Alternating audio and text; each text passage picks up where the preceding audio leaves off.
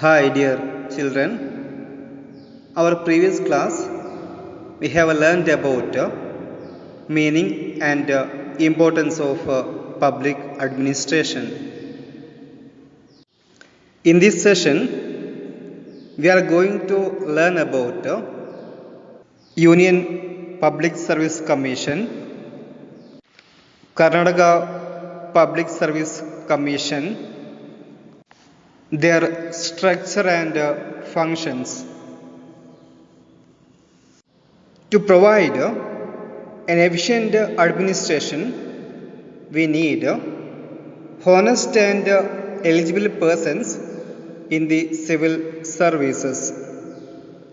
For that, only capable people should be selected for civil services. The political interference and nepotism should not influence the selection process. Public service should be kept away from the influence of politics and personal agendas. It should uphold the respect and dignity of the civil service. Our Constitution provides for the formation of Independent Public Service Commission in order to select and recruit capable and honest civil servants. Structure of Union Public Service Commission. According to the Article 315 of our Constitution, there should be a separate Public Service Commission for the center and the state. 2 or 3 states can have a joint Public Service Commission also. The President of our country appoints the chairman and members of the central and joint public service commissions. Half of the members of the commission should have served in government services. The term of the members is 6 years or attaining the age of 65 years or whichever is earlier. The President will have the power to dismiss any members or chairman on the grounds of misconduct. Commission works independently of legislature and executive. A secretary works for the commission and presently it is based at New Delhi. Functions of the commission. The commission functions under Article 320 of the Constitution, and their functions are conducting exams for the recruitment of Group A and B officers of central government, conducting interviews for direct recruitment,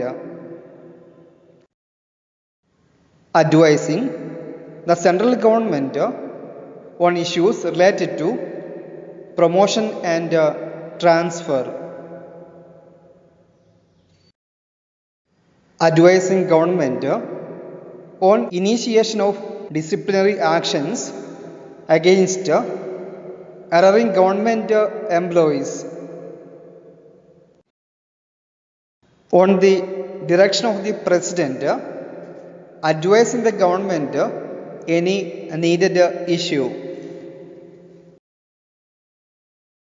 The Commission conduct exam for civil service, technical service, forest service and defense services at national level. In these, exams conducted for civil service are more prominent. IAS, IPS, IFS, IRS, IAAS are some of the important exams. These exams are conducted at three levels. They are preliminary examination, main examination, personality test. Karnataka Public Service Commission. In Karnataka, we have a Public Service Commission to elect better candidates for civil services. It is called Karnataka Public Service Commission. It was established on 18/5/1951. The commission has one chairman and 9 members. They are appointed by the governor. Their tenure is for 6 years or completion of 62 years of age or whichever is earlier. The main office of KPSC is in Bengaluru and regional offices are at Mysuru, Belgavi, Kalburgi and Shimoga. Functions of KPSC: appointing the gazetted and non-gazetted officers of the state government through written exams and interviews as per the direction of the state government and concerned departments' recruitment rules. Conducting interviews for direct recruitment candidates. Conducting departmental exams for state government employees. Advising government on initiating disciplinary measures against erring officials. Coordinating various exams conducted by Union Public Service Commission in the state. Secretariat. Secretariat is an organization that aids the government in fulfilling its aims. To facilitate the efficient and capable administration, various departments and ministers are created. The Central Secretariat is a mixture of various ministers and departments. The main responsibility of Secretariat is to aid the ministers who are the political heads in running the administration. There are two heads for the Central Secretariat. One is administrative head and political head. Chief Secretary is the administrative head and the Prime Minister is the political head of Secretariat. The formation of the Central Secretariat. According to the Article 77 of the Constitution, the President of India has the powers to frame rules to facilitate smooth and efficient functioning of the central government in assigning portfolios for the members. Each cabinet ministers will have an independent ministry. If their portfolio is bigger, State minister and deputy minister would be there to assist cabinet minister. One portfolio may have more than one department. The hierarchy of the secretariat is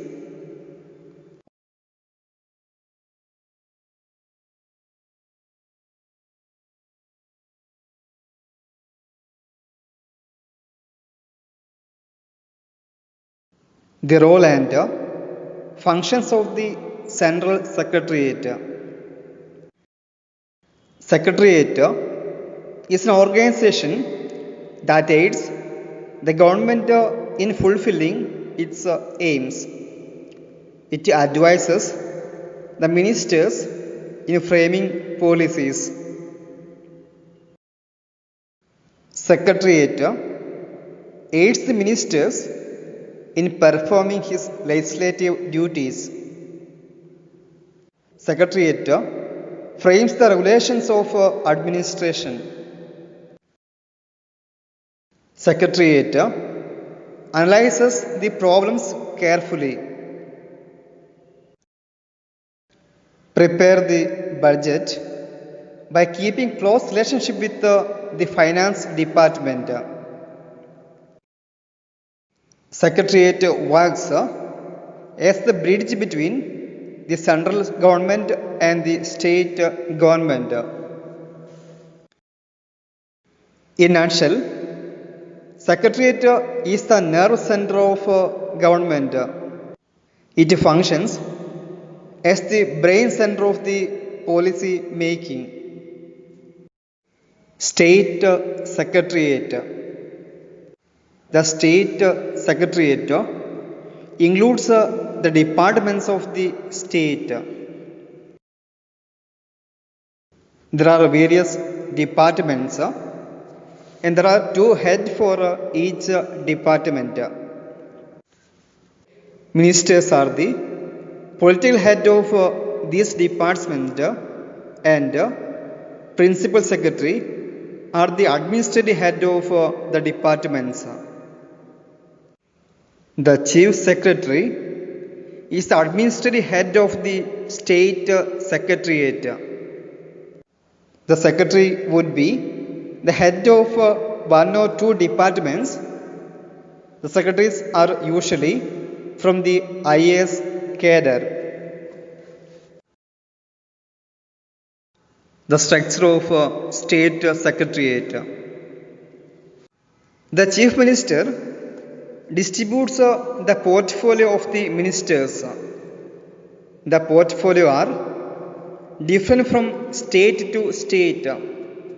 Usually, the total number of departments varies from 16 to 35 in numbers.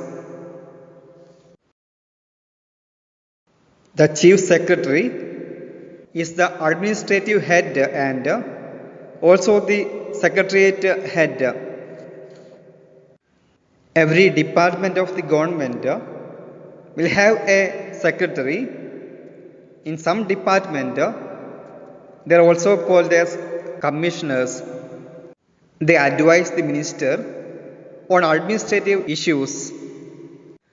The office of the principal secretary is divided into many divisions. Every division functions under the direction of a section officer. The section officer duty is to verify the papers and files of his divisions and submit it to the concerned personnel. Every division will have stenographers, first division assistants, second division assistants and other officials. The state secretariat is made of many officials who are appointed for a specific duration.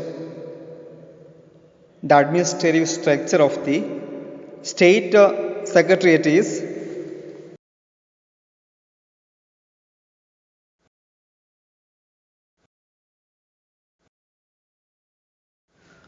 Functions of State Secretariat.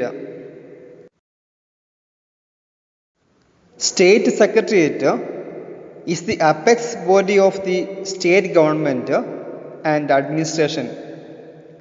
It aids the policy making on all the issues related to the state. It functions as the advisory expert committee to the state government.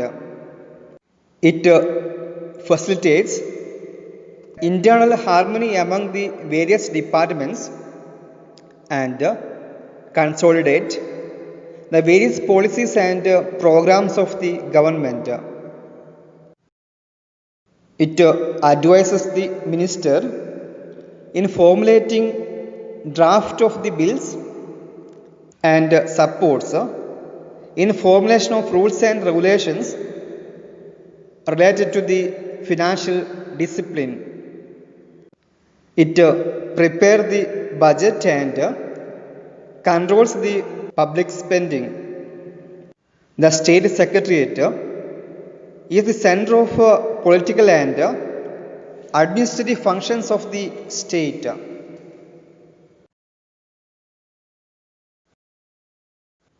Law and order. In the present fast growing society, maintaining law and order is a great issue. The maintenance of law and order are the two faces of the same coin. Under 7th schedule of the Constitution, the law and order are included under the state subject. Hence, it is the duty of state government to maintain law and order. The central government has the constitutional rights to advise the state governments on the issues pertaining to law and order. The role of central government. As per the article 355, the central government has to protect the states from the external aggression. As per the article 356, whenever there is constitutional failure of the state government take place, it should enforce emergency or presidential rule in the state. The Central Home Ministry has paramilitary forces under its command to ensure law and order of the country. The commands are Central Armed Reserve. This force has the mandate to maintain law and order. It tackles any rebellion or provides relief whenever there is natural calamity. Border Security Force. BSF is formed to check criminal activities in borders. BSF check borders in any kind of illegal activities, policing the border and providing safety and security to the people living in the border are the main functions of the BSF. Railway Protection Force. It protects the property of railways. It monitors the illegal activities in trains. Central Industrial Security Force. This force provides protection to various big industries of the central government. This force is also utilized to serve the airports. The role of police in maintaining law and order. The primary role of the state government is to ensure law and order in the state. In order to fulfill this duty, state government have a police force that will have adequate training and functions. The police department comes under the Home Ministry. The Home Minister has the responsibility of police force.